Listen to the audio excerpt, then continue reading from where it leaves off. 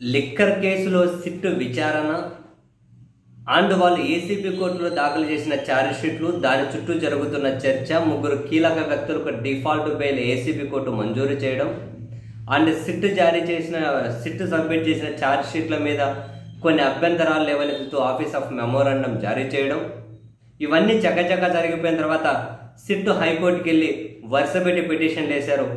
అందులో ఒక పిటిషన్ ఏంటి, వాళ్ళకి ఇచ్చిన డిఫాల్ట్ బెయిల్ రద్దు చేయండి అని చెప్పి ఒకటి, ఆ డిఫాల్ట్ బెయిల్లో కోర్టు చేసిన అనాలసిస్ కరెక్ట్ కాదు, ఆ అనాలసిస్ బేస్ చేసుకొని ఇందులో చాణక్య అనే వ్యక్తికి బెయిల్ ఇవ్వకుండా ఏసీబీ కోర్టుకు ఆదేశాలు ఇవ్వండి అని చెప్పి ఇంకొకటి, డిఫాల్ట్ బెయిల్ మంజూరు చేసుకుంటూ ఇచ్చిన తీర్పులో కొన్ని అంశాలను సిట్ తరపు న్యాయవాదులు అబ్జెక్ట్ చేస్తే వాటి మీద కూడా స్టే ఇవ్వమని హైకోర్టు వాటి మీద స్టే ఇచ్చింది. డిఫాల్ట్ బెయిల్ మంజూరు చేసిన అందులో కొన్ని అంశాలు ఏవైతే ఉంటాయో దాని మీద స్టే ఇచ్చింది. ఛార్జ్ షీట్ మీద అభ్యంతరాలు లేవనెత్తుతూ ఏసీబీ కోర్టు ఇచ్చిన ఆఫీస్ ఆఫ్ మెమోరాండం మీద హైకోర్టు స్టే ఇచ్చింది. లాస్ట్ విచారణ సందర్భంగా ఇవన్నీ ఇచ్చింది. తీరా చూస్తే మొత్తం హైకోర్టుని సిట్టు తప్పుదావ పట్టించిందని, సిట్టు న్యాయవాదులు మొత్తం హైకోర్టునే తప్పుడుగా దారి మళ్లించి తప్పుడుగా రికార్డ్ చేయించారు అని సీనియర్ న్యాయవాది నిరంజన్ రెడ్డి హైకోర్టులో రంగంలోకి దిగారు. రంగంలోకి దిగి నిరంజన్ రెడ్డి ఏమంటారంటే, మొత్తం తప్పుదారి పట్టించారు. మామూలుగా ఆ బెయిల్ పొందిన ముగ్గురు, అంటే డిఫాల్ట్ బెయిల్ పొందిన ముగ్గురు ఎవరైతే ఉన్నారో, గోవిందప్ప బాలాజీ, కృష్ణమోహన్ రెడ్డి, ధనంజయ రెడ్డి, వాళ్లకు ఏసీబీ కోర్టు సిఆర్పిసి సెక్షన్ 309 కింద రిమాండ్ పొడిగిస్తూ వచ్చినట్లు సిట్ న్యాయవాది హైకోర్టుకు చెప్పారు. పూర్తిగా తప్పుదారి పట్టించారు. వాస్తవానికి వాళ్లకు రిమాండ్ పొడిగించింది సిఆర్పిసి సెక్షన్ 167(2) కింద. సో కాబట్టి వాళ్ళకి డిఫాల్ట్ బెయిల్కి అర్హులు.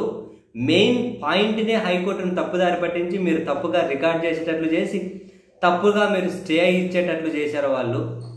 వాళ్ళ మీద చర్యలు తీసుకోండి, మీరు ఇచ్చినటువంటి స్టే ఆర్డర్స్ వెనక్కి తీసుకోండి అని నిరంజన్ రెడ్డి రంగంలోకి దిగారు.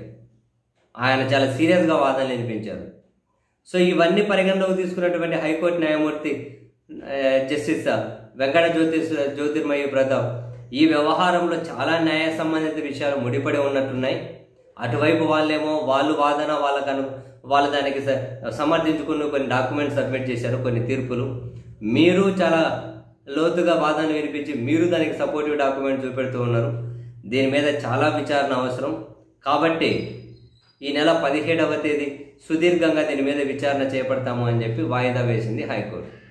హైకోర్టుని తప్పుదారి పట్టించారంట నిరంజన్ రెడ్డి. సిట్టు పూర్తిగా హైకోర్టు తప్పుడుగా రికార్డ్ చేయించారు, తప్పుడుగా స్టే ఆర్డర్స్ ఇప్పించారు, మొత్తం తప్పుదారి పట్టించారు అంటున్నారు. ఏం జరుగుతుందో తెలియదు. అసలు హైకోర్టులో కానీ ఇంత ఈజీగా తప్పుదారి పట్టించేస్తారా?